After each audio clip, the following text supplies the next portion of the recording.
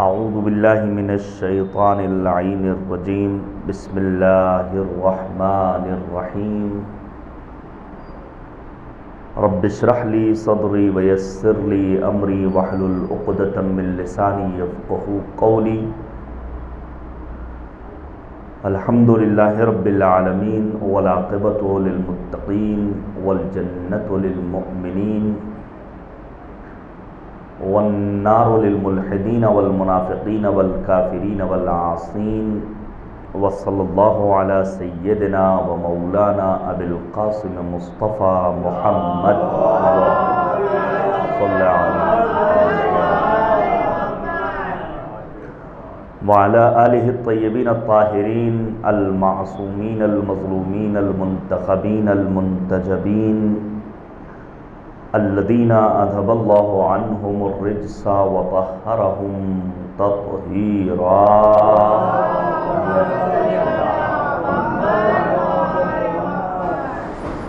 واللعنۃ الدائمۃ الباقیۃ علی اعدائہم اجمعین من الآن الی قیام یوم الدین آمین یا رب العالمین اما بعد فقط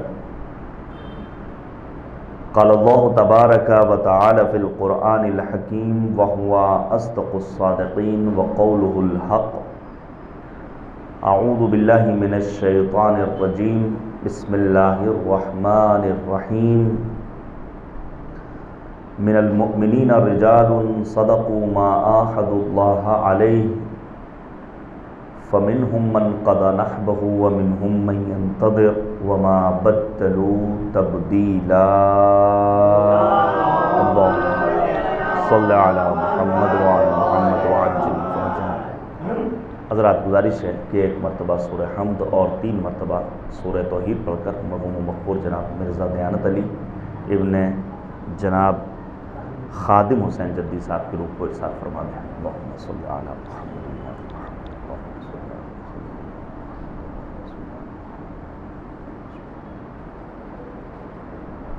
الحمد للہ رب العالمین الرحمن الرحیم مالک یوم الدین۔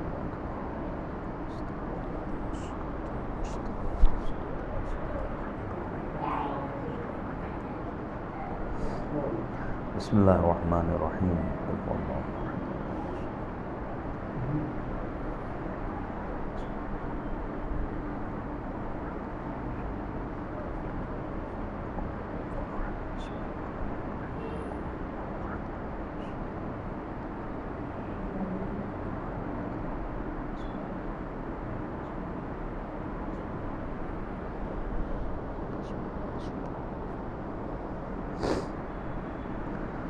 عزیزان گرامی، یہ مقام شکر ہے کہ پروردگار عالم نے توفیق دی کہ آپ لوگوں کے درمیان حاضری کا شرف حاصل کروں، اور انشاءاللہ ان چند راتوں میں تعلیمات کربلا، پیغامات کربلا، سیرت سرکار سید الشہداء اور اہداف قیام امام حسین سے متعلق کچھ باتیں بیان کرنے کا شرف حاصل کروں انشاءاللہ۔ ایام سوگواری ہیں اور فصل اعضا ہے، موسم اعضا ہے۔ پوری دنیا میں ان دنوں جس ذات کا سب سے زیادہ تذکرہ ہو رہا ہے وہ ذات ہے سرکار سید الشہداء مصباح الہدیٰ حضرت امام حسین علیہ السلام کی ذات محمد وعلی محمد۔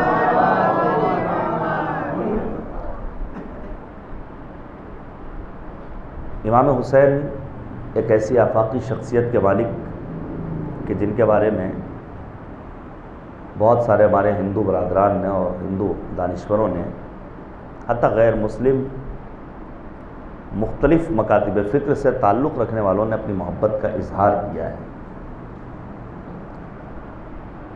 ہماری اور آپ کی ذمہ داری ایام اعضا میں، محرم و سفر میں صرف اتنی ہے کہ ہم حقیقت کو بیان کریں اور واقعیت سے خود بھی آگاہ ہوں اور دوسروں کو آگاہ کریں کہ آخر امام حسین کیوں کر کربلا پہنچے تھے۔ عزاداری الحمدللہ پوری دنیا میں ہو رہی ہے، بالخصوص ہمارے ملک کی عزاداری، لیکن ہمیں اپنی عزاداری کو بامقصد بنانا ہوگا۔ بامقصد عزاداری کے لیے چند خصوصیات ہیں جنہیں سمجھنا ہوگا۔ مثال کے طور پر بامقصد عزاداری میں دین کی پابندی اور قوانین شریعت کی پابندی شرط اولی ہے۔ اگر ہم یہ چاہتے ہیں کہ ہماری عزاداری بامقصد ہو تو کہیں بھی اس کام کو انجام نہیں دینا ہے جو ہمارے دین سے ٹکراؤ رکھنے والا ہو۔ اگر ہم یہ چاہتے ہیں کہ ہماری عزاداری بامقصد عزاداری ہو تو ہمیں واقعہ کربلا کو تحریف کے ساتھ پیش نہیں کرنا ہے، بلکہ حقیقت کو بیان کرنا ہے۔ یہ سچ ہے کہ کربلا فہمی کے لیے احساسات، جذبات، تصورات، یہ ساری چیزیں ضروری ہیں، لیکن جب کبھی مقتل کو بیان کیا جائے گا، سیرت امام حسین کو بیان کیا جائے گا، تو اصل تاریخی منابع میں موجود ان باتوں کو پیش کیا جائے گا جسے علماء نے گزشتہ صدیوں میں لکھا ہے اور معتبر منابع میں وہ آج موجود ہے۔ بامقصد عزاداری کے لیے ہمیں امام حسین کے تعلیمات کو مد نظر رکھنا ہوگا۔ میں پیش کروں امام کیوں نکلے تھے؟ کیا امام حسین پر یزید کی جانب سے کوئی پابندی تھی کہ آپ نماز نہیں پڑھ سکتے ہیں، آپ روزہ نہیں رکھ سکتے ہیں، آپ حج نہیں کر سکتے ہیں، آپ یتیم پروری نہیں کر سکتے ہیں، آپ غریبوں کی مدد نہیں کر سکتے ہیں؟ کوئی پابندی نہیں تھی سرکار سید الشہداء امام حسین پر۔ پھر کیوں امام علی مقام نے اتنا اہم اقدام کیا ہے اور خود کو کربلا پہنچایا ہے؟ امام فرماتے تھے مختلف مقامات پر، مثلا الا ترون ان الحق لا يعمل به وان الباطل لا يتناهى عنه ليرغب المؤمن في لقاء ربه حقا حقا۔ کیا تم نہیں دیکھ رہے ہو کہ حق پر عمل نہیں ہو رہا ہے، باطل سے روکا نہیں جا رہا ہے؟ جب سماج میں حق پر عمل نہ ہو، باطل سے روکا نہ جائے، تو امام حسین فرماتے ہیں ایسے میں ایک مومن کی دلی آرزو ہوتی ہے کہ وہ اپنے مالک کے حضور پہنچ جائے۔ میں پیش کروں گا آئندہ آنے والی مجالس میں آپ کے سامنے کہ امام علی مقام کو کتنے سخت حالات کا سامنا کرنا پڑا، کس کس ذات نے امام حسین کو مشورہ دیا ہے مولا کربلا مت جائیے، حالات اچھے نہیں ہیں۔ آپ کسی قریے میں چلی جائیے، کسی بستی میں چلے جائیے، کسی بیابان میں چلے جائیے، جب حالات سازگار ہوں گے تب آپ کربلا جائیے گا۔ لیکن سید الشہداء امام حسین چونکہ ذات پروردگار سے وابستہ تھے، اس لیے حتیٰ شب عاشور، صبح عاشور بنات رسول کو، مخدرات عصمت و طہارت کو، اہل بیت حرم کو خطاب کر کے میدان کربلا میں کہتے ہیں استعدوا للبلا، تم اپنے آپ کو آمادہ کر لو آزمائشوں کے لیے، امتحانات کے لیے، اور یقین رکھو اللہ تمہارا حامی بھی ہے، تمہارا محافظ بھی ہے، تمہارا یاور بھی ہے، تمہارا معین اور مددگار بھی ہے۔ اس کربلا نے، آپ یقین کیجئے، شیعت کی تعداد میں اضافہ کیا ہے۔ ابھی آپ نے ہمارے بزرگوں سے جو امام سجاد کے سلسلے میں کلام سنا ہے، آپ کو معلوم ہے، میں پیش کروں گا امام سجاد کے سلسلے میں بھی آئندہ دنوں میں کچھ باتیں۔ امام سجاد بعد واقع عاشورہ جب مدینے پہنچے ہیں تو مولا فرماتے ہیں کہ مکے اور مدینے میں میرے چاہنے والوں کی تعداد 20 افراد تک بھی نہیں پہنچتی تھی۔ اس دور میں امام سجاد نے کربلا کو زندہ رکھا ہے، اور اس کے لیے مختلف راستے اختیار کیے ہیں مولا امام سجاد نے۔ امام حسین جس دور میں عازم سفر ہوئے ہیں، تعداد کتنی ہے؟ یہ ساری وہ باتیں ہیں جسے تاریخ نے اپنے دامن میں جگہ دی ہے۔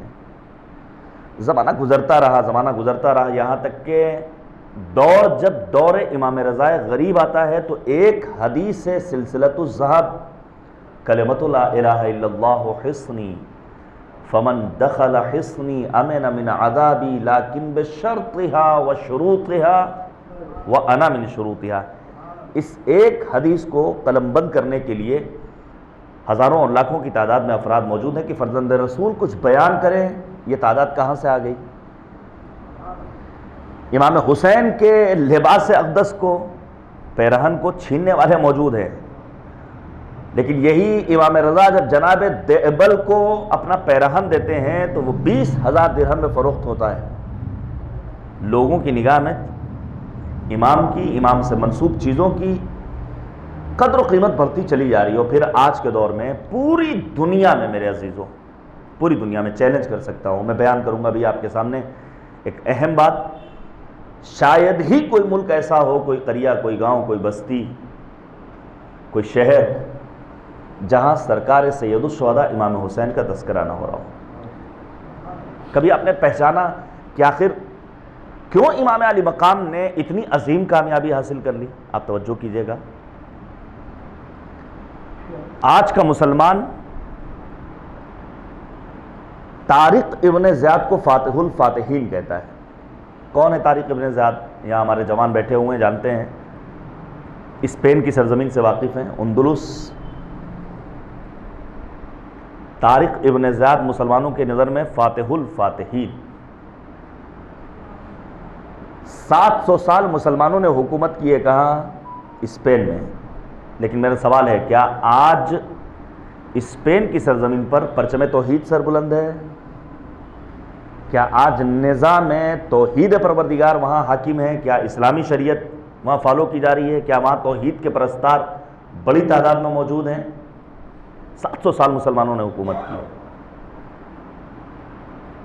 نہیں نظر آتا ہے. اس کے برعکس ہے، نہ نظام توحید ہے، نہ توحید کے پرستار ہیں، جبکہ 700 سال مسلمانوں نے حکومت کی ہے.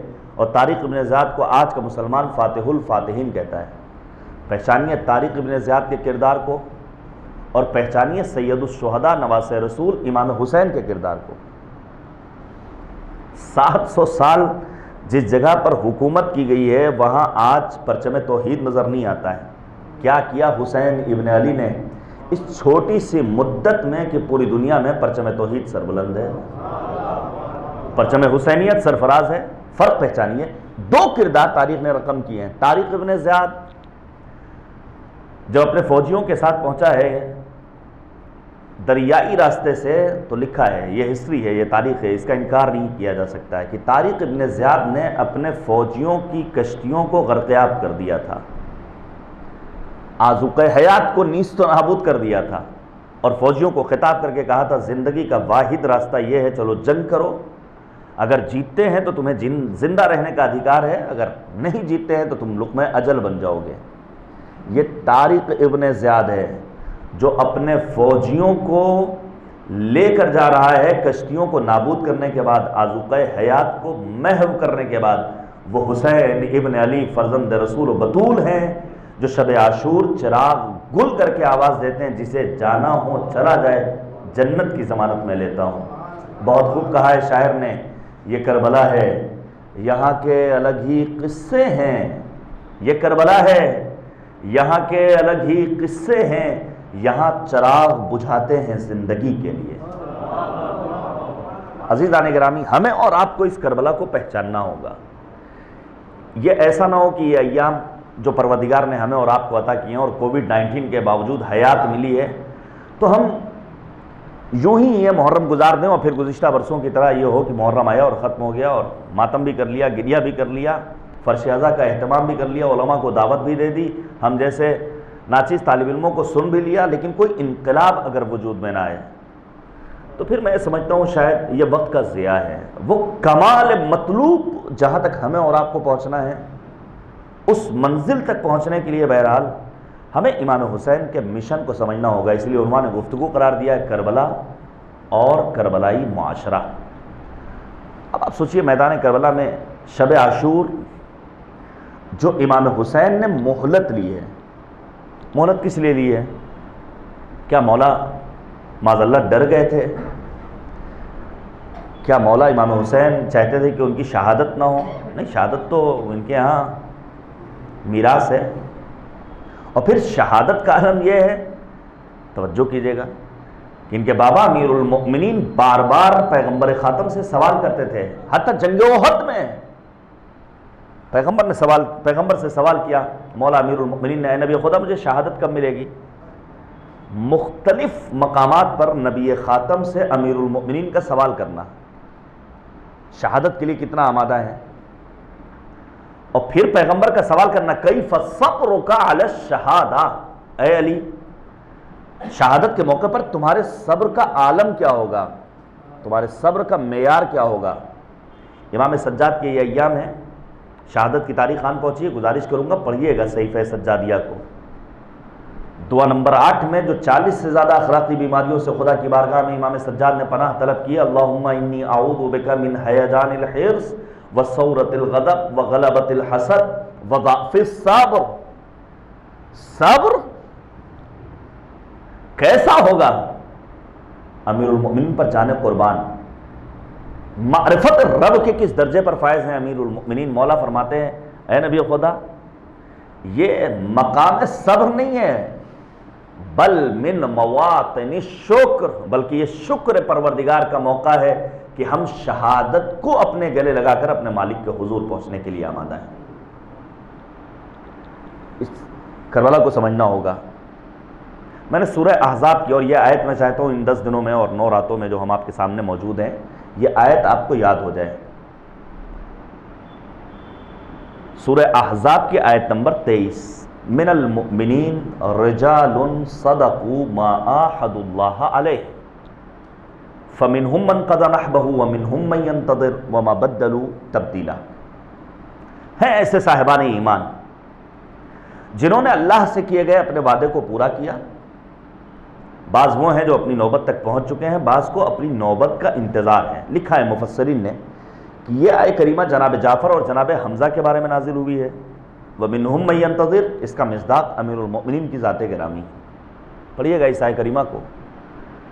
نبی خدا نے شہدائے احد کی قبروں پر پہنچنے کے بعد بار بار اسی آیت کریمہ کی تلاوت کی، من المؤمنین رجال صدقوا ما عاہدوا اللہ علیہ فمنہم من قضى نحبہ ومنہم من ينتظر وما بدلوا تبدیلا۔ امام حسین بھی اپنے جد نبی خدا کی سنت و سیرت پر عمل کرتے ہوئے مختلف مقامات پر قرآن کریم کے سورہ احزاب کی اسی آیت نمبر 23 کو مثلا شہداء کی خبر شہادت ملتی ہے، مولا کہتے ہیں، مثلا جناب مسلم کی خبر شہادت ملی، مولا فرماتے ہیں رحمک اللہ یا مسلم، اور پھر کہتے ہیں من المؤمنین رجال صدقوا ما عاہدوا اللہ علیہ فمنہم من قضى نحبہ ومنہم من ينتظر وما بدلوا تبدیلا۔ اپنے خطبات کے درمیان مولا امام حسین اسی آیت کریمہ کی تلاوت کر رہے ہیں۔ شہید مطہری رضوان اللہ تعالیٰ علیہ، پڑھیے، ہمارے جوان پڑھیں شہید مطہری کے لٹریچر کو، ہمارے بزرگ پڑھیں حماسہ حسینی کو، پھر کربلا کو سمجھنے کی کوشش کریں۔ شہید مطہری کو پڑھے بغیر کربلا سمجھ پانا ذرا سا مشکل کام ہے، وہ بھی آج کے دور میں۔ بہت آسان زبان میں اردو ترجمہ ہو چکا ہے۔ شہید مطہری کہتے ہیں کہ بار بار امام حسین کا اس آیت کریمہ کی تلاوت کرنا، من المؤمنین رجال صدقوا ما عاہدوا اللہ علیہ، اس بات کا بیانگر ہے کہ امام کی منزل مقصود کا نام کوفہ نہیں ہے۔ کوفے میں مسلم نے اپنا کام تمام کر دیا ہے۔ مسلم ابن عقیل نے سفیر حسین بن کر کے اپنی ذمہ داری نبھا دی ہے۔ بار بار امام حسین اس آیت کریمہ کی تلاوت کر رہے ہیں تاکہ پیغام پہنچا سکیں کہ مجھ حسین ابن علی کی منزل مقصود کا نام ہے سرزمین کربلا۔ ابھی مجلس کا آغاز ہوا اور براہ راست سوز و سلام اور برسیے سے ہم یہ چاہتے ہیں کہ ہماری مجالس اعضاء کا آغاز تو کم سے کم تلاوت کلام پاک سے ہو۔ کب متوجہ ہوں گے ہم؟ آپ توجہ کیجئے گا، اور اس میں برا ماننے کی بات نہیں ہے۔ بعض افراد نے یہ غلط فہمی پیدا کر دی، اور انشاءاللہ یہاں ایسا نہیں ہے۔ آپ کو بہترین امام جماعت ملا ہے، ہمارے برادر جناب مولانا علی نقی صاحب، یہاں بہترین علماء آتے رہتے ہیں، لیکن بعض ذہنوں میں یہ بات بیٹھی ہوئی ہے چونکہ قرآن کریم ماہ رمضان میں نازل ہوا، لہذا قرآن کریم کی تلاوت ماہ رمضان میں، اور یہ فصلی کتاب بنا دی گئی۔ پھر ماہ مبارک آئے گا تو انسان کمپٹیشن کہ ہم نے 3 مرتبہ قرآن مجید کی تلاوت کو ختم کیا۔ قرآن فصلی کتاب نہیں ہے، قرآن موسمی کتاب نہیں ہے کہ ماہ رمضان آئے گا تو قرآن غلافوں سے نکلے گا۔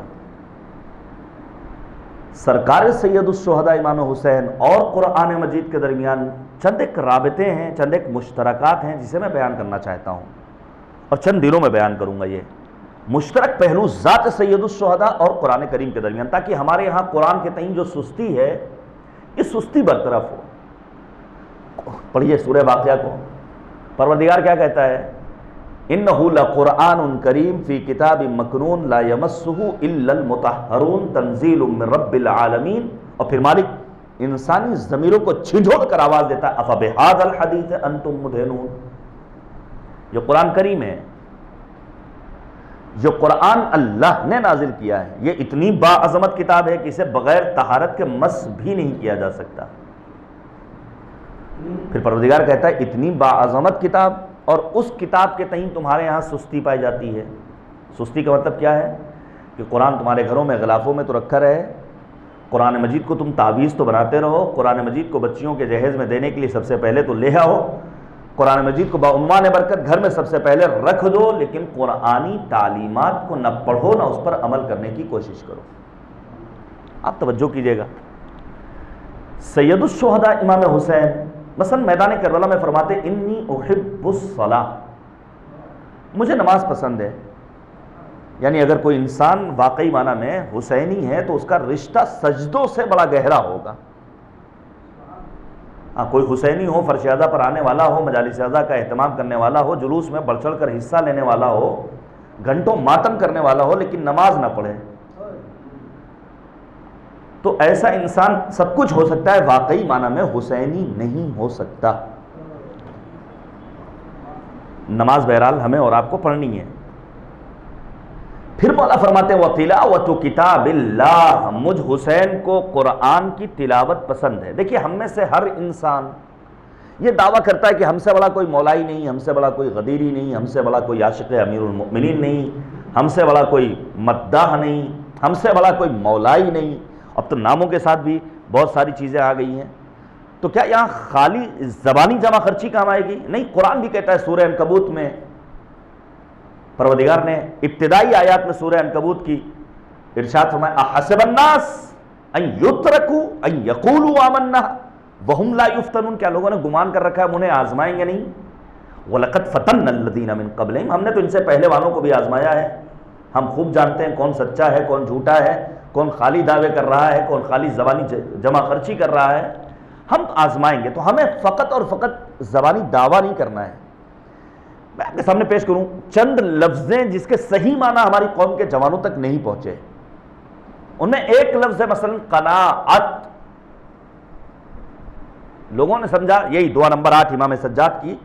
امام سجاد نے جن چیزوں سے خدا کی بارگاہ میں پناہ طلب کی ہے اس میں ایک چیز کیا ہے؟ وَقِلَّةِ الْقَنَاعَةِ. فی الحال موضوع گفتگو نہیں. خدا ہم تیری بارگاہ میں پناہ طلب کرتے ہیں کہ ہمارے یہاں قناعت میں کمی آ جائے.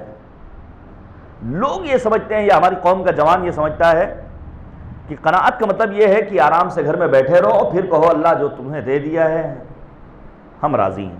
میں آپ کے سامنے پیش کروں قلب پیغمبر پر قرآن مجید کی آیت کریمہ نازل ہوئی وَمَن يَتَوَكَّلْ عَلَى اللَّهِ فَهُوَ حَسْبُهُ.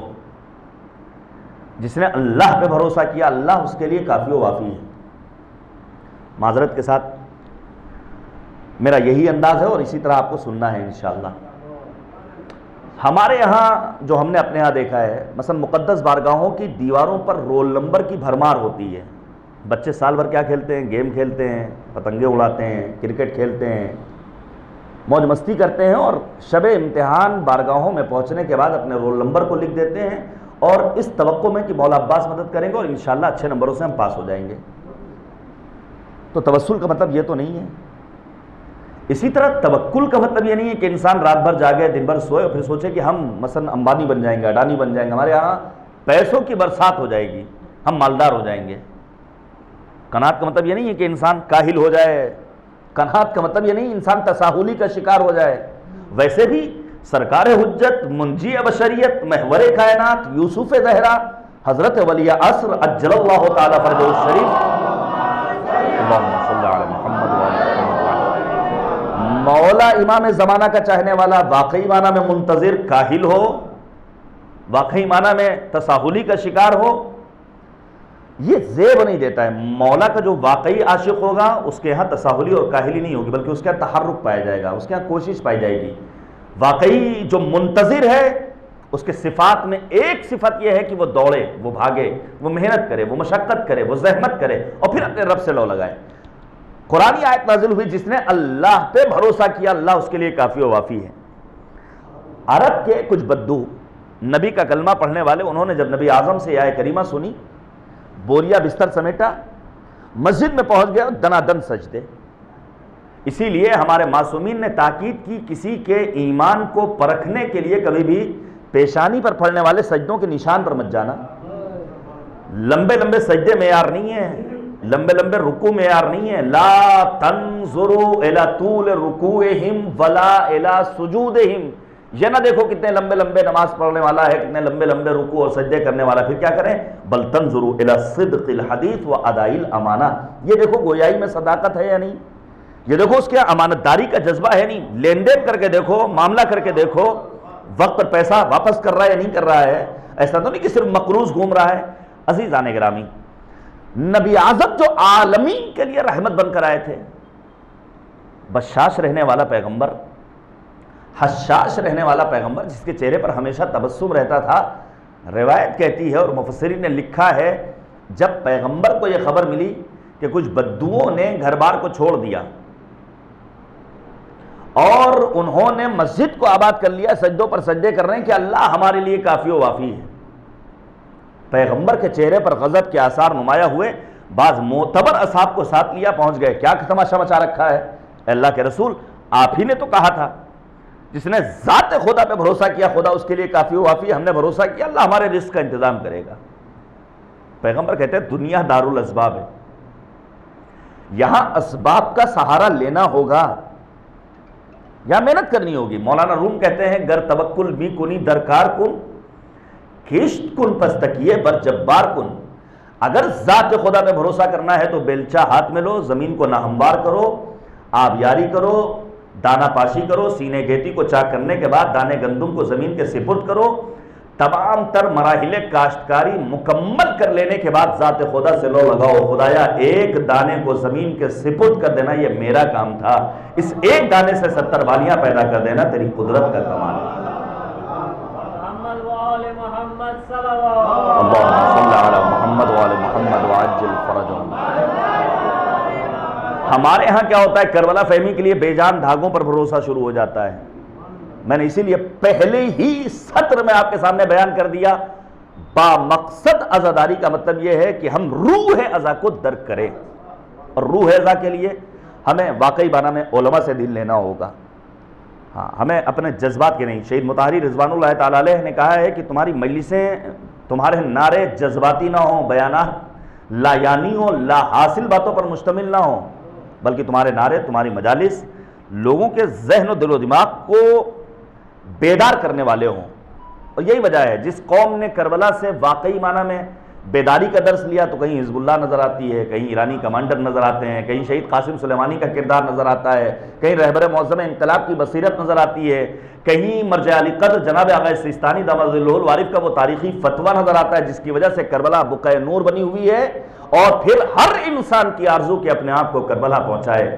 شاعر کہتا ہے کہ مردان عشق کرتے ہیں سجدہ اسی طرف کیونکہ نماز عشق کا قبلہ حسین ہے. یہ ایک تاریخی فتویٰ, یہ بصیرت مرجع علی قدر جناب آغا سیستانی دامت ظلہ الوارف کی. اب آپ توجہ کیجئے گا, امام حسین کی محبوب سے تلاوت کلام پاک, بدنام لفظ جس کے معنی صحیح نہیں پہنچے قناعت. مثلا اسی طرح ایک لفظ اور ہے جس کے معنی ہمارے جوانوں تک صحیح نہیں پہنچے, وہ ہے ولایت. جوانوں نے سمجھ لیا ولایت یعنی نعرے لگا لینا, ولایت یعنی جھومنا, ولایت یعنی عجیب و غریب حرکتیں کرنا. تو ولایت کا معنی یہ نہیں ہے, ولایت کا معنی خالص زبانی جمع خرچی نہیں ہے, ولایت کا مطلب علی علی کر لینا نہیں ہے, بلکہ اگر صحیح تعریف سمجھنی ہے تو پہنچیے حوزہ علمیہ قوم, شاگرد رشید معمار انقلاب امام خمینی جناب آیت اللہ العظمیٰ جوادی آملی حفظہ اللہ. انہوں نے جو ولایت کی تعریف بیان کی ہے, کیا ہے ڈیفینیشن, وہ کہتے ہیں ولایت, توجہ کیجئے گا, ولایت یعنی عاشق و معشوق اور محب اور محبوب کے درمیان فاصلے کا نہ پایا جانا. یہ تعریف ہمیں اور آپ کو یاد ہو جانی چاہیے, بزرگ ہم سے بہتر ہیں, ہمارے جوانوں کو بالخصوص. ولایت یعنی محب اور محبوب کے درمیان فاصلے کا نہ پایا جانا. آپ انصاف سے بتائیے, ہم ہیں محب, امیر المؤمنین صدیق طاہرہ, نبی خاتم, سید الشہداء, دیگر معصومین ہماری محبوب ہستیاں, ہمیں عاشق, یہ اہل بیت ہماری معشوق ہستیاں. اب ہم میں اور ان اہل بیت میں کسی قسم کا فاصلہ نہیں پایا جانا چاہیے، نہ کردار میں، نہ رفتار میں، نہ گفتار میں، نہ حسن معاشرت میں، نہ بچوں کی تربیت میں، نہ اللہ کی عبادت میں، نہ خدا سے راز و نیاز اور دعا و مناجات میں، نہ پڑوسیوں کے حقوق کی ادائیگی میں، نہ بزرگوں کے احترام کی ادائیگی میں، نہ علماء کے احترام میں۔ جب یہ تمام تر فاصلے ختم ہو جائے تب سمجھنا چاہیے کہ ہم واقعی معنی میں مولائی ہیں اور ولایت کے تقاضوں کو پورا کرنے والے ہیں۔ اب ہم سچے مولائی کب بنیں گے؟ جب ہم امام حسین، آپ سوچئے، ایک اردو کی تعبیر ہے، سچا عاشق کون ہوتا ہے؟ جو اپنے معشوق کے اشارے پر رقص کرتا ہوا نظر آئے۔ دوستیوں میں ہم دیکھتے ہیں سچی دوستی کون سی ہوتی ہے، اور یہ دوستی نقصان دہ ہے میرے عزیزوں، میں پھر عرض کر رہا ہوں، یہ دوستی نقصان دہ ہے۔ امام سجاد فرماتے ہیں اگر کائنات کے تمام افراد میرا ساتھ چھوڑ دیں، تنہا قرآن مجید میرے ساتھ ہو تو مجھے کسی چیز کا خوف نہیں ہوگا۔ ہمارے جوان متوجہ ہوں ہمیں کن سے دوستی کرنا ہے۔ یہ دوستیاں کبھی کبھی ندامت کے آنسو بہانے پر مجبور کرتی ہیں۔ یہ وہ دوستی ہے جس کے لیے قرآن کہتا ہے یا ویلتی لیتنی لم اتخذ فلانا خلیلا، اے کاش میں نے فلاں کو اپنا دوست نہ بنایا ہوتا۔ ہمیں دوستی قرآن سے کرنی ہے۔ امام حسین چونکہ محب ہیں اور چاہتے ہیں قرآن کی تلاوت کرنا، تو ہم کب سچے حسینی بنیں گے؟ جب ہمارے ہاں قرآن کی تلاوت کا جذبہ پیدا ہوگا۔ آپ توجہ کیجئے گا، میں چند ایک مشترکات آپ کے سامنے پیش کروں، شاید اس زاویے سے آپ نے قرآن مجید اور امام حسین کے درمیان پائے جانے والے مشترکات کو نہ سنا ہو۔ زیارت امام حسین کا فقرہ کیا ہے؟ السلام علیک یا شریک القرآن، جو ہم سرکار حجت کی زیارت میں بھی پڑھتے ہیں، ہمارا سلام ہو آپ پر کہ آپ شریک قرآن ہیں۔ تمام معصومین علیہم السلام کی زیارت میں ہم کیا پڑھتے ہیں؟ السلام علیکم ائمۃ المؤمنین، اے مؤمنین کے ائمہ اطہار، آپ پر ہمارا سلام، وشرکاء القرآن، اور ان ہستیوں پر سلام جو قرآن مجید کے شرکاء ہیں۔ میں عرض کروں واقعی معنی میں امت مسلمہ دو حصوں میں، دو دھڑوں میں تقسیم ہو گئی۔ ایک نے قرآن کو لیا، اہل بیت کو چھوڑ دیا۔ ہم نے قرآن کو لیا، اہل بیت کو لیا، لیکن نہ حق قرآن کو ادا کیا، نہ حق اہل بیت کو۔ اہل بیت طاہرین میں ہمارے ہاں امام نقی کا تذکرہ کتنا ہے، امام کاظم کا تذکرہ کتنا ہے، امام جواد کا تذکرہ کتنا ہے، امام باقر کا تذکرہ کتنا ہے، یہ ہمیں اور آپ کو فیصلہ کرنا ہوگا۔ ہمیں بیلنس بنا کر چلنا ہے، چونکہ نبی اعظم نے خطبہ غدیر میں یہ بیان فرمایا تھا انی تارکم فیکم الثقلین کتاب اللہ وعطرتی اہل بیتی ما ان تمسکتم بہما لن تضلوا بعدی ولن یفترقا حتی یرد علی الحوض۔ دو گرا قدر چیزیں چھوڑ کر گئے ہیں نبی خاتم، قرآن مجید اور اہل بیت طاہرین، ان دونوں سے وابستگی شرط ہے۔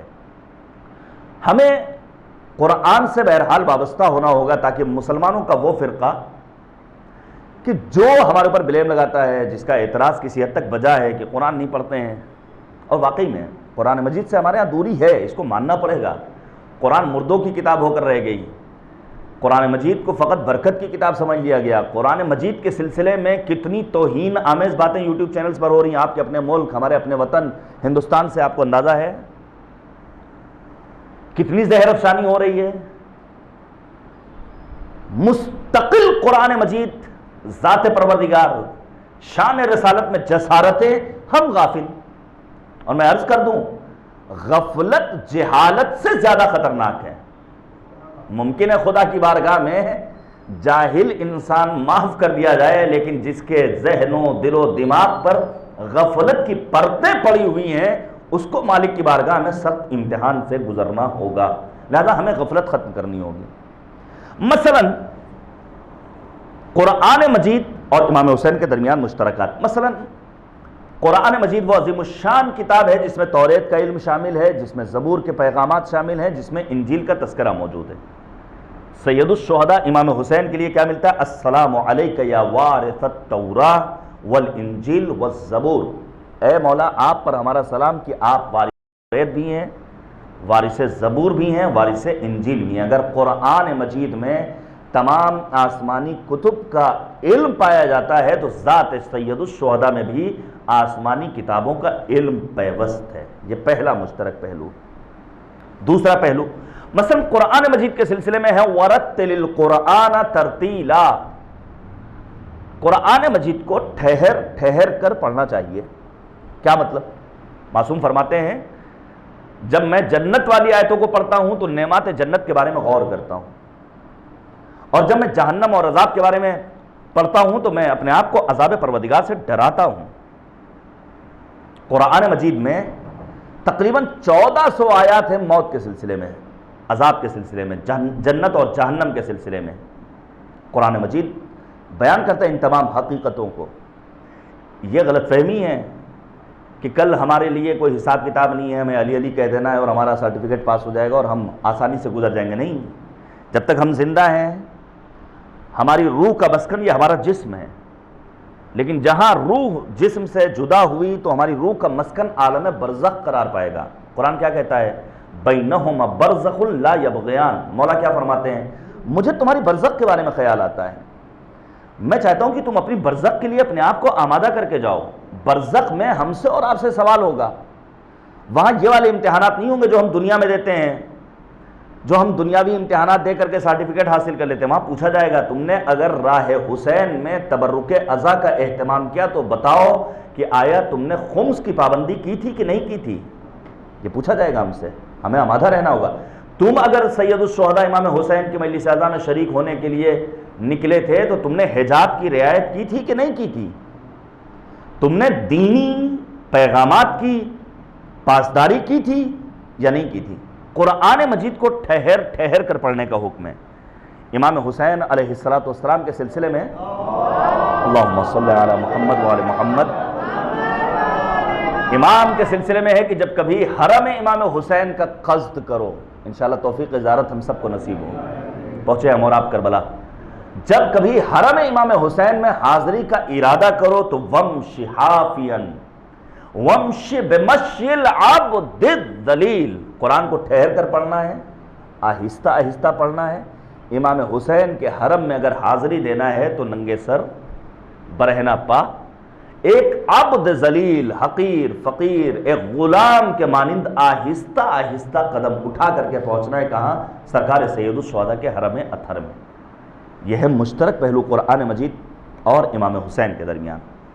قرآن مجید کے سلسلے میں ہے کہ جب کبھی تلاوت کرو تو فقرؤوہ بالحزن، غمگین لہجے میں پڑھو۔ اسی لیے آپ مثلا مصری قاریان قرآن کی قرات کو سنیے تو دل رنجیدہ ہوتا ہے۔ ان کے ہاں ان کے لہجے میں، ان کے قرات میں، ان کے انداز میں ایک غم پایا جاتا ہے۔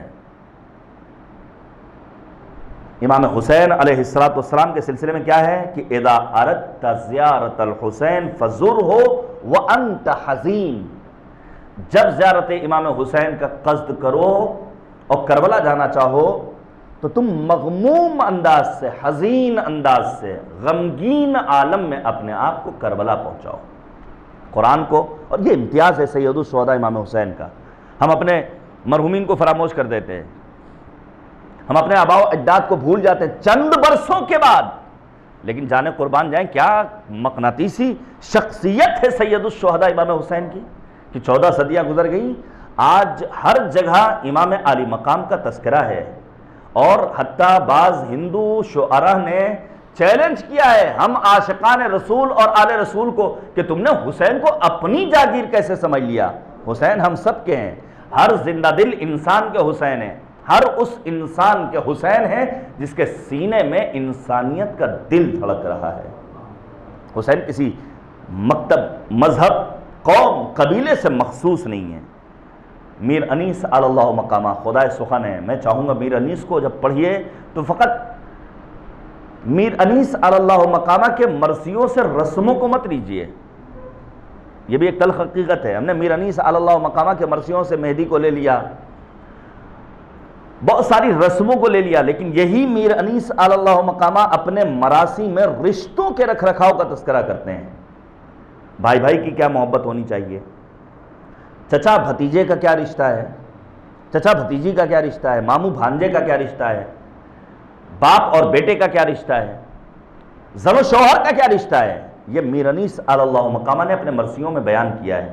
حتیٰ میر انیس علی اللہ مقامہ جو خدائے سخن کہلائے، علی اللہ مقامہ، انہوں نے جو مراثی کہے ہیں، اگر ہمارے کم سن بچے کربلا کو کمسن بچوں کے لہجے میں سمجھنا چاہیں تو میر انیس نے اس انداز سے مصرے پیش کیے ہیں. مثلا جناب سکینہ کا تذکرہ کیا ہے. سرکار وفا کو جب یاد کرتی ہیں تو سکینہ کیا کہتی ہیں؟ اے میرے اچھے چچا. یہ ایک بچے کی تعبیر ہے, یہ کمسن بچے کی تعبیر ہے جسے میر انیس نے استعمال کیا. میر انیس کربلا کی زیارت سے متعلق کیا خوبصورت اشعار کہتے ہیں کہ اے بخت رسا روضہ شبیر دکھا دے, جو خانہ رحمت ہے وہ تعمیر دکھا دے, دربار شہ بے کس و دلگیر دکھا دے, اس عرض فلک قدر کی توقیر دکھا دے. جنت کو نہ دیکھوں نہ رخ حور کو دیکھوں, حسرت ہے کہ دیکھوں تو اسی نور کو دیکھوں. یہ کربلا کی زیارت امام باقر فرماتے ہیں لو یعلم الناس ما فی زیارت الحسین لماتوا شوقا.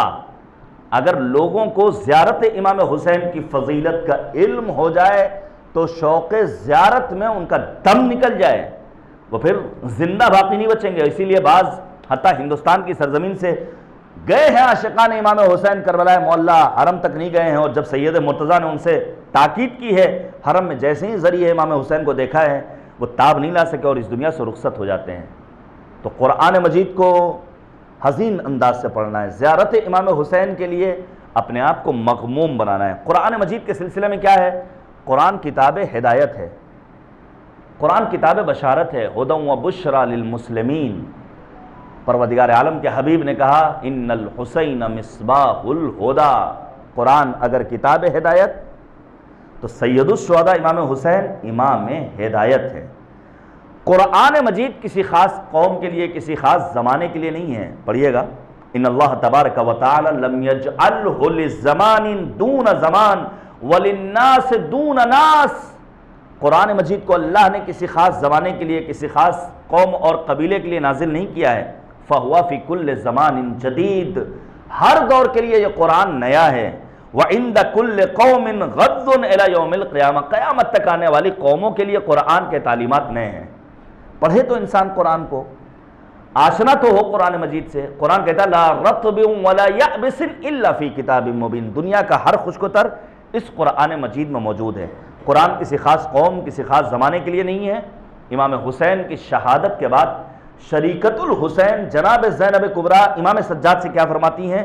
وَيَنْسِبُونَ لِهَذَا التَّفْ عَالَمًا لِقَدْرِ أَبِيكَ سَيِّدِ الشُّهَدَاء. اے سید سجاد, چونکہ تمہارے بابا سید الشہداء ہے, لہذا آئے گا ایک دور جب ان کی یاد میں یہاں پر عمارت بنائی جائے گی. لا يدرس اثرہ, جس پر کہنگی کے آثار نمایاں نہیں ہوں گے. ولا يعفو رسمہ, جس کے آثار محو نہیں ہوں گے. علی کرور اللیال والایام, شب روز گزرتے رہیں گے لیکن سید الشہداء کا حرم اثر اسی طرح چمکتا اور دمکتا رہے گا. قرآن کسی خاص زمانے کے لیے نہیں, امام حسین کسی خاص قوم کے لیے نہیں. اسی طرح مثلا قرآن مجید نور ہے. امیر المؤمنین نہج البلاغہ کے خطبہ نمبر 198 میں فرماتے ہیں نوراً لا تطفا. یہ قرآن نور ہے جو کبھی خاموش نہیں ہو سکتا ہے, جسے کبھی بجھایا نہیں جا سکتا ہے. تند تیز ہوائیں چلیں گی, طوفان بدتمیزی اٹھے گا, قرآن کی بے حرمتی کرنے والے آگے بڑھیں گے, قرآن کی جسارت کی جائے گی. قرآن کی توہین میں بعض بدبخت کتابیں لکھیں گے, ان کے بیانات منظر عام پر آئیں گے, لیکن یہ قرآن وہ نور الہی ہے جو خاموش نہیں ہوگا. سورہ صف میں مالک کہتا ہے یریدون لیطفئوا نور اللہ بافواہہم واللہ متم نورہ ولو کرہ الکافرون. یہ نور الہی کو خاموش کرنا چاہتے ہیں, لیکن اللہ کا منشا کیا ہے؟ نور منور رہے, روشن رہے, تابناک رہے, جگمگاتا رہے, اور ان کافروں کو کتنا ہی برا کیوں نہ لگے. قرآن کہتے ہیں کتنے سارے چیلنجز آئے, لیکن قرآن عالم انسانیت کے سامنے تحدی آمیز لہجے میں چیلنج کرتے ہوئے کہتا ہے قل, اے میرے حبیب اعلان کر دیجئے, ان کنتم فی ریب مما نزلنا علی عبدنا فأتوا بسورۃ من مثلہ وادعوا شہداءکم من دون اللہ ان کنتم صادقین. اگر کسی کو اس قرآن کے الہی کتاب ہونے میں شک ہے تو لائے اس قرآن کے کسی ایک سورے کا جواب, اور اللہ کے علاوہ جسے چاہے یاور بنا لے, ناصر بنا لے, معین بنا لے, مددگار بنا لے. 14 صدیاں گزر گئیں, قرآن مجید کے کسی سورے کا جواب تو دور کی بات ہے، کسی ایک حرف کا جواب عالم انسانیت مل کر نہیں لا سکا ہے۔ باتیں بہت کی گئی ہیں، قرآن مجید نور ہے۔ سید الشہداء امام حسین کی زیارت کے لیے ہم اور آپ کیا پڑھتے ہیں؟ اشہد انک قد کنت نورا فی الاصلاب الشامخہ والارحام المطہرہ، مولا میں گواہی دیتا ہوں کہ آپ نور تھے پاک و پاکیزہ، طیب و طاہر اصلاب اور ارحام میں۔ اور نور حسین کا کیا کہنا؟ صدیقہ طاہرہ ام ابیہا حضرت فاطمہ الزہرا سلام اللہ علیہا، بی بی دو عالم اپنے لال حسین پر ناز کرتے ہوئے فرماتی ہیں کہ جب تک میرا لال حسین میرے بطن میں تھا، میں نے حجرے کی تاریکی کو ختم کرنے کے لیے کبھی چراغ روشن نہیں کیا ہے۔ یہ ہے مطلب اشہد انک قد کنت نورا فی الاصلاب الشامخہ والارحام المطہرہ، ولادت سے قبل نور افشانی کر رہے تھے سید الشہداء امام حسین۔ نور الہی، نور ولایت، نور قرآن، نور حسین، نور امامت کو خاموش نہیں کر سکتا دنیا کا کوئی انسان۔ یہ داعشی کیا ہیں؟ ان کا وجود کیا ہے؟ یہ عالمی استکباری سازشیں سب ناکام ہو گئی ہیں، ماضی سے لے کر آج تک، اور آئندہ بھی یہی ہوگا انشاءاللہ۔ آپ سوچئے تاریخ میں متوکل سے بڑا کوئی ظالم گزرا ہے؟ بعض علماء نے تو لکھا ہے کہ اس سے بڑا کافر تر انسان کوئی پیدا نہیں ہوا ہے۔ 17 مرتبہ، توجہ کیجئے گا، ان مجالس کی عظمتوں کو سمجھیے، اس فرشازہ کی اہمیت کو سمجھیے، ان مقدس بارگاہوں کی اہمیت کو سمجھیے۔ دشمن مستقل سازشیں کر رہا ہے تاکہ اسے کسی طرح تقدس کی منزلوں سے نکالا جائے اور کسی طرح ان عاشقان امام حسین کو دور کیا جائے۔ میں بیان کروں گا آپ کے سامنے کہ کیسی کیسی سازشیں ہو رہی ہیں عالمی پیمانے پر حقیقی عزاداری کے چہرے کو مسخ کرنے کے لیے۔ متوکل نے 17 مرتبہ حل چلوایا ہے، پانی کا رخ کیا ہے قبر حسین کی جانب، نور حسین کو خاموش کرنے کی ناکام کوشش کر رہا تھا۔ کسی نے سوال کر لیا، متوکل تم مسجدیں بناتا ہے، تجھے شرم نہیں آتی ہے؟ مسجدوں کو آباد کر رہا ہے، فرزند رسول کی قبر کو ویران کر رہا ہے۔ جواب سنیے گا، امت مسلمہ سنیں، پہچانے حسین ابن علی کی ذات گرامی کو۔ متوکل کہتا ہے مجھے مسجد میں جانے والوں سے کوئی خطرہ نہیں ہے، وہ مسجد میں جائیں گے، نمازیں پڑھیں گے، تھوڑی دیر لیٹیں گے، سوئیں گے، آرام کریں گے، چلے جائیں گے، مجھے یقین ہے کہ مسجد میں جانے والوں سے میری حکومت کو، میری ذات کو کوئی خطرہ نہیں ہے۔ لیکن یہ بات کہہ سکتا ہوں جب ایک زائر حسینی اپنے آپ کو کربلا پہنچاتا ہے تو وہ جذبہ انقلاب لے کر واپس آتا ہے، اپنے ذہن میں دسیوں قسم کے سوالات لے کر آتا ہے کہ آخر وجہ کیا تھی؟ یزید جیسے ظالم و فاسق و فاجر نے حسین جیسے نواسہ رسول کو میدان کربلا میں بھوکا پیاسا مارا ہے۔ آپ سوچئے دنیا میں کتنی سیاحتی جگہیں ہیں، کتنی تفریحی جگہیں ہیں، کتنے تفریحی مقامات ہیں جہاں لوگ جاتے ہیں گھومنے کے لیے، ٹہلنے کے لیے، آؤٹنگ کے لیے، پیسے ہیں، خرچ کرنا ہے۔ لیکن کبھی آپ نے سنا کہ کسی ٹورسٹ پلیس کو نشانہ بنایا گیا ہو؟ کبھی آپ نے سنا؟ پھر آخر کربلا کو کیوں آخر بار بار نشانے پر لایا جا رہا ہے؟ متوکل آیا، متوکل جیسے نہ جانے کتنے ظالم و جابر آئے، صدام کا دور آیا، داعشیوں کا وجود، لیکن نور امامت منور ہے۔ میں آپ کے سامنے عرض کروں، یاد کیے 2014-15 کا وہ دور جب داعشیوں نے ناپاک عزائم کے ہمراہ اپنے آپ کو کربلا کی جانب آگے بڑھایا ہے۔ نور حسین کو سمجھیے تو مکتب سرکار سید الشہداء کا ایک عظیم فقیہ سید ہے سیستانی، کیا کہتا ہے؟ اٹھو عراقی جوانوں، سر بکفن ہو جاؤ، کربلا کی حفاظت کا سامان فراہم کرو، ہمارا سلام ہو کربلائی ماؤں پر جنہوں نے کربلا کو فقط قصہ اور کہانی نہیں سمجھا، بلکہ انہوں نے کربلائی ماؤں سے در سے شجاعت لیتے ہوئے اپنے بچوں کو آگے بھیجا ہے۔ عراقی جوان آگے بڑھے لاکھوں کی تعداد میں، اور جسے یو ایس چاہتا تھا برسوں میں ختم کرے، چھوٹی سی مدت میں قاسم سلیمانی، شہید ابو مہدی المہندس کی رہنمائیوں کے نتیجے میں جڑ سے اکھاڑ پھینکا، کربلا بقع نور بن گئی۔ لاسٹ ایئر کووڈ-19 کے باوجود 1.5 کروڑ افراد پوری دنیا سے کہاں پہنچے ہیں؟ سرزمین عاشقان کربلا ہے معلیٰ، یہ ہے نور حسین، لہذا جس طرح نور قرآن کو دنیا خاموش نہیں کر سکتی ہے، اسی طرح نور حسین، نور حرم حضرت ابا عبداللہ الحسین کو دنیا خاموش نہیں کر سکتی ہے۔ آج کائنات کا ہر باضمیر انسان اپنے آپ کو کربلا پہنچانے کے فراق میں، کیوں؟ کیونکہ کعبہ آ کر کربلا سے بندگی کی بھیک لے اور مدینہ اس زمین سے روشنی کی بھیک لے، ہاتھ پھیلا کر نجف بھی زندگی کی بھیک لے، کہہ دو ہر پیاسے سے آ کر تشنگی کی بھیک لے۔ دامن حق میں جو اللہ و نبی کی بات ہے، سب حسین ابن علی کی دی ہوئی خیرات ہے۔ یہ سید الشہداء حضرت امام حسین کی قربانی کا نتیجہ ہے میرے عزیزوں، کہ آج لا الہ الا اللہ کا پرچم بلند ہے، آج نمازیں باقی ہیں، آج دین کا تذکرہ باقی ہے، آج روزہ باقی ہے، آج خمس و زکوٰۃ، امر بالمعروف اور نہی از منکر باقی ہے۔ یہ صدقہ ہے قربانی سید الشہداء حضرت امام حسین علیہ السلام کا۔ میں عرض کروں گا آپ کی خدمت میں، اس کربلا کو سمجھنے کی ضرورت ہے۔ اس کربلا کو سمجھنے کے لیے دیکھنا ہوگا کن مقاصد کے تحت امام علی مقام نکلے ہیں، امام کی سیرت کیا کہتی ہے۔ میں بہت معذرت کے ساتھ عرض کر رہا ہوں، جو ہمارے یہاں کا ماحول ہے، عام طور سے جو دیکھا گیا ہے، ایام عزائے حسینی میں سب کچھ بیان ہوتا ہے سوائے سیرت سرکار سید الشہداء کے۔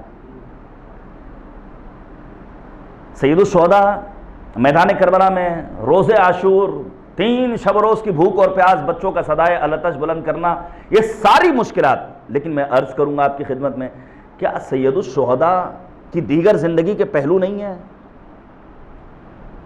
کیا ہمیں اپنے جوانوں کے درمیان، مجھے یہاں کا علم نہیں ہے، انشاءاللہ کہ خیر ہے، لیکن میں یوپی کی بات بتا رہا ہوں، حالات اچھے نہیں ہیں،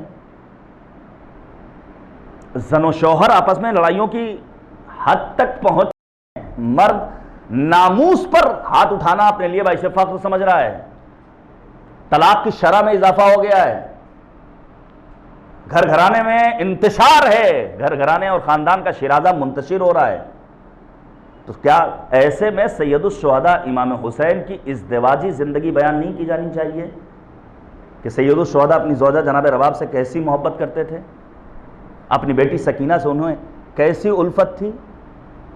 کیا امام حسین کی عبادی، قرآنی، اقتصادی زندگی کو نہیں بیان کیا جانا چاہیے؟ اس کے لیے ضروری ہے کہ ہم تاریخ کو پڑھیں اور دیکھیں کہ آخر علماء نے امام حسین کی سیرت طیبہ سے متعلق کن باتوں کو اپنی تاریخ میں، اپنے دامن میں جگہ دی ہے۔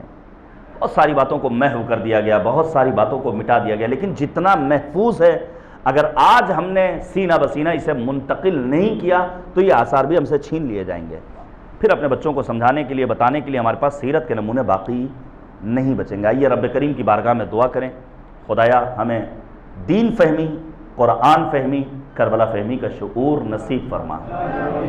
معبود ہم جب تک زندہ رہیں، قرآن و اہل بیت سے ہماری وابستگی رہے، اور آخرت میں اہل بیت کی شفاعت ہمارے شامل حال فرما۔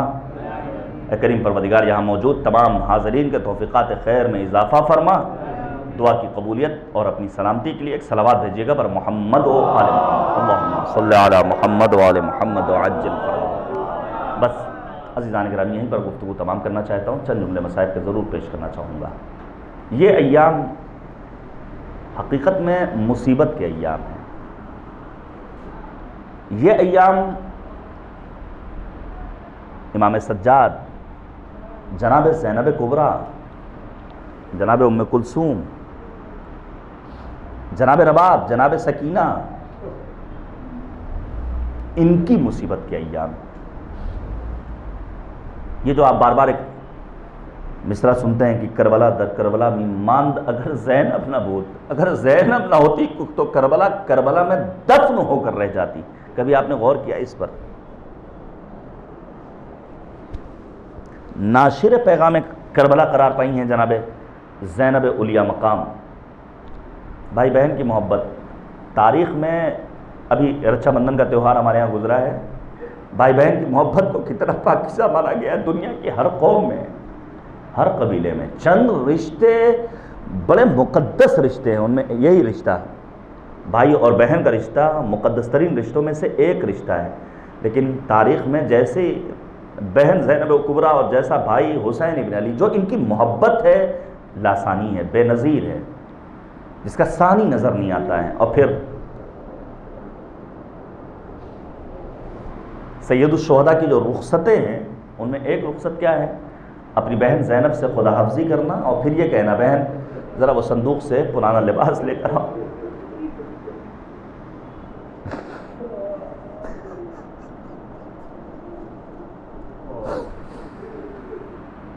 اور پھر جناب زینب کا وصیت یاد کرنا، گلے کا بوسہ لیا ہے، بابا کی وصیت کو یاد کیا ہے جناب زینب علیہ مقام نے. اور نکلتے وقت پھر سید الشہداء حضرت امام حسین کا اپنی ماجائی سے یہ کہنا بہن زینب ذرا کلائی سے چادر کو ہٹاؤ، ہاتھوں کا بوسہ لیا ہے، غیرت مند مومنین بیٹھے ہوئے ہیں. بھیا یہ کیا کہا؟ مجھے وصیت یاد آ گئی کہ میری شہادت کے بعد تمہارے انہی ہاتھوں میں رسن باندھی جائے گی، تمہیں دیار بدیار بے مقنع و چادر کوفہ و شام کے بازار و دربار میں لے جایا جائے گا. بس ایک منزل سن لیجئے اور بات کو تمام کر دوں. جب یہ لٹا ہوا قافلہ لے جایا جا رہا ہے تو راستہ کون سا ہے؟ وہ راستہ ہے جہاں شہداء کے بے سر لاشیں پڑے ہوئے ہیں. آپ سوچئے ہمارا کوئی عزیز جب اس دنیا سے رخصت ہوتا ہے تو ہماری آرزو کیا ہوتی ہے؟ ہماری آرزو ہوتی ہے کہ ہم اچھے سے غسل و کفن کا انتظام کریں، تدفین کا اہتمام کریں، کسی طرح کی کوئی کمی نہ رہے. نہ جانے کووڈ-19 میں کتنے لوگوں نے فون پر کہا مولانا میرا باپ اس دنیا سے رخصت ہوا، افسوس اس بات کا ہے کہ ہم نے اپنے باپ کو بغیر غسل کے دفن کیا ہے. تو ہم نے ایک ہی جملہ کہا تھا، خوش قسمت ہو دفن کرنے کا موقع مل گیا. صرف ایک باپ کے جنازے کو غسل نہ دے کر کے تم اتنا پریشان ہو. ذرا سید سجاد کے دل سے پوچھو، 72 جنازے بے گور و کفن. اجرکم علی اللہ، اجرکم علی اللہ. خدا کوئی غم نہ دے سوائے غم اہل بیت طاہرین کے. سنیں گے آپ یہ قافلہ جب گزر رہا ہے کتنی محبت ہے جناب زینب کو امام حسین سے، امام حسین کو جناب زینب سے. حتی روایتوں میں تو یہاں تک ملتا ہے اور راب مقاتل نے لکھا ہے، تاریخ نگاروں نے اس بات کو درج کیا ہے کہ زینب کبریٰ بیٹھی ہوئی ہیں، سورج طلوع ہو چکا ہے، امام حسین نے اپنے ابا کے دامن سے دھوپ کو ختم کرنا چاہا ہے کہ میرے زینب جیسی بہن کے اوپر دھوپ نہ آنے پائے. اس زینب کو بے مقنع چادر نکلنا پڑا. لیکن جب یہ راستہ وہ ہے جہاں شہداء کے بے سر لاشیں پڑے ہیں اور زینب نے بڑی مشکل سے اپنے ماجائے کے جنازے تک اپنے آپ کو پہنچایا ہے تو پہچان نہیں پاتی ہیں. کہتی انت اخی، کیا آپ ہی میرے بھائی؟